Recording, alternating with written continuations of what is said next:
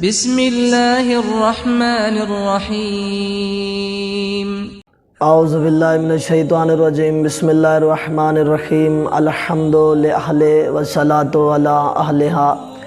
قبر میں کام آنے والے 7 اعمال۔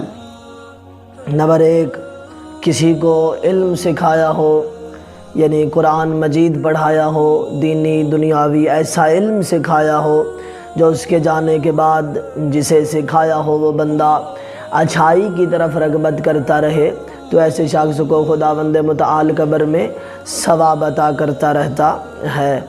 نمبر 2، نہر کھود کر پانی جاری کروایا ہو۔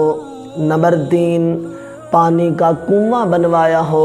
آج کل کنویں کا دور تو ہے نہیں، کہیں نلکا لگوایا ہو، کہیں موٹر لگوائی ہو، کہیں فلٹر بنوایا ہو۔ مسافر پانی پئیں گے، پیاسے پانی پئیں گے تو خداوند متعال ایسے شخص کو قبر میں ثواب عطا کرتا رہتا ہے۔ نمبر 4، درخت لگوایا ہو، اس کے سائے کے نیچے مسافر آ کر بیٹھے، کوئی بھی جا کر بیٹھے، ایسے شخص کو قبر میں ثواب ملتا رہتا ہے۔ نمبر 5، مسجد بنوائی ہو۔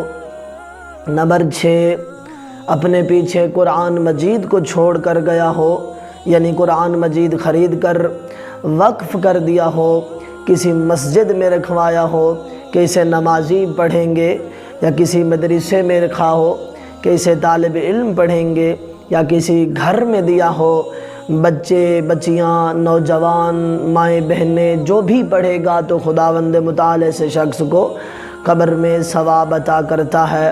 اور نمبر 7، اپنے پیچھے نیک اولاد چھوڑ کر گیا ہو جو اس کے پیچھے مغفرت کی دعا کرتی رہے، خداوند متعال ایسے شخص کو بھی قبر میں ثواب عطا کرتا رہتا ہے۔ والآخر دعوانا الحمد للہ۔